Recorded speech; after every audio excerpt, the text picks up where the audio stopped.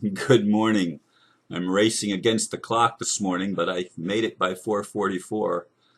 Or did I? Oh, yeah, the one on the computer says 4:45 now. Anyway, it's still 44 on the clock back there, and that's the one that I go by.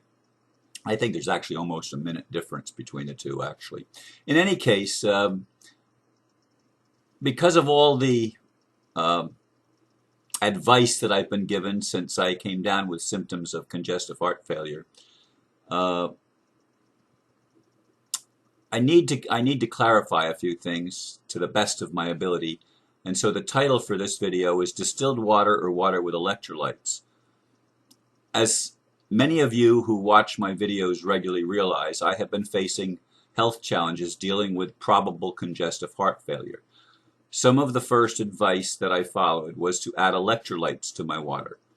I went out and spent $20 for 1 pound of Celtic sea salt.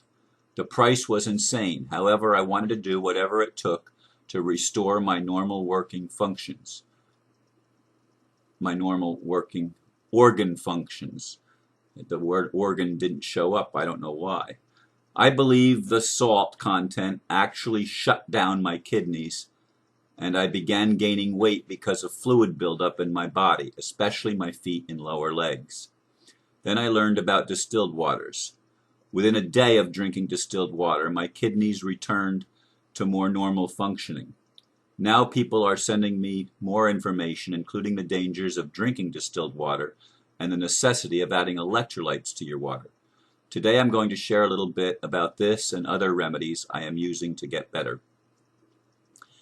Yes, there's, as I said in the blurb, and I hope that that's clear, I went out, by the way, just for those of you that don't remember or haven't watched before, I have been using reverse osmosis water for a very, very long time. I mean, I've lived in Florida 32 years, and I believe that I've been using reverse osmosis water almost all of that time. Very early on, I went to, and back in 1984 when I got married, the first home that we lived in, I installed reverse osmosis and a water softening system, and we lived there for just under 10 years in that home. And I continued after that to buy distilled water, not distilled water, reverse osmosis water, and also when I moved into this home nearly 10 years ago now, I installed reverse osmosis. It already had a water softener as part of the package in the home, but I added the reverse osmosis. So I've been drinking as purified water as I could for a very long time in my life. I do not trust regular water. I do not want water that's been chlorinated or fluoridated, although here at this current location, my home has well water. Now, except for ground contamination, I think the water is as reasonably clean as can be. Although I do also bless the water even as it's in the aquifer in the ground, which would affect, of course, everyone that draws water from that aquifer, because I bless it from the ground up, and I bless the earth that it travels through, and etc. I mean, I'm in favor of blessing things, including my body, including my car, including my house and appliances, etc., because I see everything in life as ultimately serving me. Even the symptoms of congestive heart failure serve me as a catalyst to make changes that need to be made in my life, that if I wasn't facing such things, I'm probably too stubborn to actually make changes. I'm going to talk about some of those things today, but this distilled water or water with electrolytes thing is interesting, because I started adding electrolytes to my water shortly after the first symptoms began to show up, and I realized what was going on, and one of the first things that was recommended was adding electrolytes. So I mixed up actually a couple of gallons of water with Celtic sea salt with to a gallon and one level teaspoon of Celtic sea salt, and a quarter cup each of lemon and lime juice. Well, I drank the first gallon. I never finished the second gallon at all because my feet immediately began to swell up. Now, I've had swelling off and on for a couple years at least in my left foot, but my right foot rarely showed any signs of swelling, just my left foot. Don't know why. That was just what I noticed, and it would come for a while and then it would go. Well, this time my right foot actually got bigger than my left foot, and that was something new.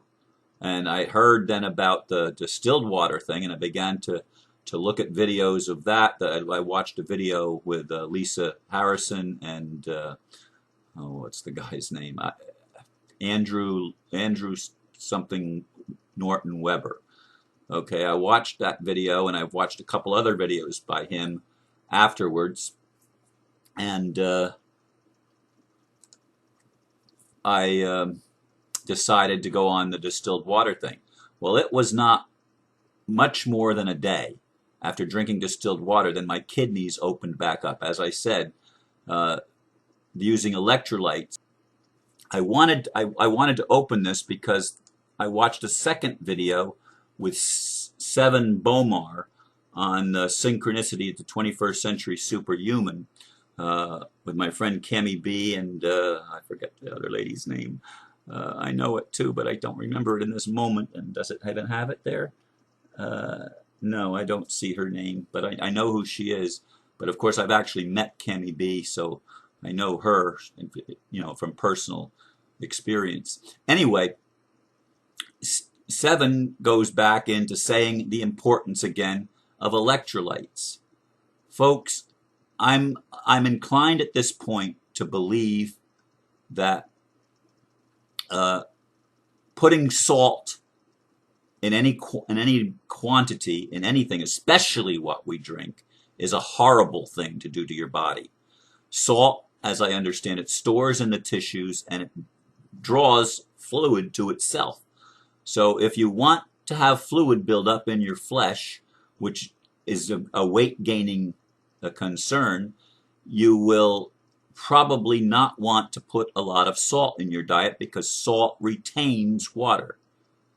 And I've come to that conclusion. I'd like to see Seven and Andrew actually on the same thing discussing the pros and cons of this electrolyte thing, especially using salt as the electrolyte. Salt does not break down in the body. It's not carbon-based. It's not natural. It's inorganic. Anyway, that's the conclusion where I'm at right now. And as I said, I'd like to see more information about that. Now, I've tried other things, and grounding is one of them. I have been trying as much as possible to get out every day, at least for a half an hour or more, and ground with my feet directly on Mother Earth, and to also gather up rays of the sun, which living in Florida, even at this time of the year, I can do without a shirt on and just be outside. And also I've been working outside for at least an hour and a half, three days over the past week. I've been doing yard work for a period of time. And I think this is a very important thing that I've changed that I've made. But I've also got the grounding pad. Now it's not set up right now because I took it off just a little bit ago.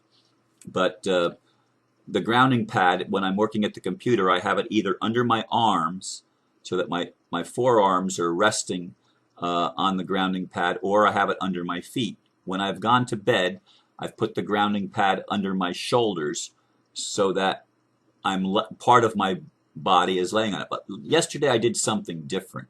I took the grounding pad and I put it across my body and up over my shoulder because it's fairly long, and put a t-shirt over it to hold it in place.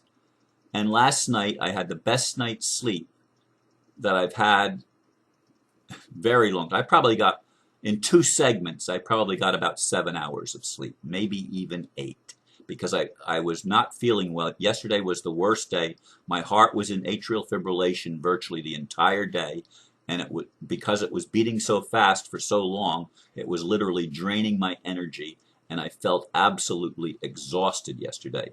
So I don't even think it was 7 o'clock yet when I went to bed, and I slept for 3 or 4 hours, and then I was up for a couple of hours. Then I went back and got 3 or 4 more hours of sleep until I got up just around 4 o'clock this morning. And then I had to race my computer because my computer wasn't responding. But anyway, that I think was a very important thing. Now I'm taking CoQ10, I'm taking hawthorn berry, I'm taking black cumin seed in the morning and black cumin seed oil at night. I'm also taking water balance, water balance, rhythm right for a healthy heart rhythm. I'm right now doing kidney cleanse. Prior to doing the kidney cleanse, I did colon cleanse and liver cleanse. I have all these sitting right here, and I'm periodically, not every day, taking calcium, magnesium, and potassium. Now, there's a few other things in the refrigerator that I'm also taking, but I'm taking a regimen of things to try to, of herbs and vitamins and minerals to actually try to help bring my body back into balance and restore all of my normal functioning of my organs. I'm also doing the urine therapy thing, drinking about a half a cup mixed with water. There's no way I'm probably ever going to drink urine straight. There's just absolutely no way. And I like to put a few drops of lemon juice and a few drops of lime juice in with that, and it almost gags me sometimes. But it's not the actual what I'm drinking that gags me. It's the thought of drinking what I'm drinking, and it's always the first flow. You let out the first little bit, and then you take from the next, which is sterile. And urine therapy is supposed to be really, really good because it gives your body its own mechanism for checking what your body needs, so that you're giving your body a message on this is where my body is, and your body reads that and understands what adjustments need to be made so that you can bring that back into balance. And I'm amazed at some of the people that have come forward, even some of my friends that actually have been doing this for a long time, but of course they don't talk about it. But they've talked with me about it because, it's something that they're familiar with and glad to see me on board with it. And also it's very good. The aged urine is supposed to be very good. I've been putting it on my nose, which my nose right at the current time is clearer than it often is, and I'm going to continue doing that and maybe clearing up some of the roseola or whatever it's called on my nose and my face breaking out and stuff like that.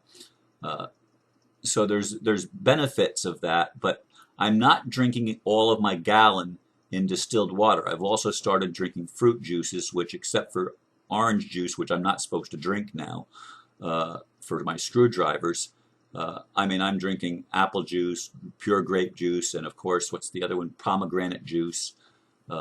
So I'm drinking some fairly expensive pure fruit juices, not from concentrate, not with chemicals and stuff added, but just pure as I can find fruit juices, natural fruit juices. And I'm also moving away from gluten and other things that are not supposed to be good for me, including an occasional cheeseburger and stuff like that. So I'm making dietary changes in my life as well, which, for me, I've always felt that the most important thing with eating is that you enjoy your food and appreciate it. Now I'm being forced almost to look at alternatives and eating more live food, although what I'm eating mostly is fruit. Fruit and mozzarella cheese, because that's the only kind of cheese I'm allowed to have. And cheese is probably my single favorite food. Ice cream would have to be up there, and I haven't had any ice cream since this whole thing broke out, although I still have a half of a container in the refrigerator that I haven't eaten for the last 3 or 4 weeks at least, since I've had a few spoonfuls of that. In any case, I'm making strides to find what's best and what works best for my body to keep me healthy. My intention is to become healthier than I've ever been, and to get rid of all of the excess fluid in my body so that my body is just, it's no fat, just muscle, nice lean muscle, and that I'm just healthy all over. And so I'm encouraging those of you that may not even know that you have health problems right now to consider making some changes in your body, in your diet, in the type of liquids that you ingest. I will rarely ever have, and this is true even before, any kind of soda pop or drinks that are made with chemicals, basically. The fruit tasting drinks, some of them even using artificial flavoring. So anyway, do the research, trust your heart, follow your gut. But let's get healthy, folks. Let's get as healthy as we can be, because we're on a ride to change the world. And it helps to have all of our organs functioning properly and to have our bodies and beings in balance. So that's my message.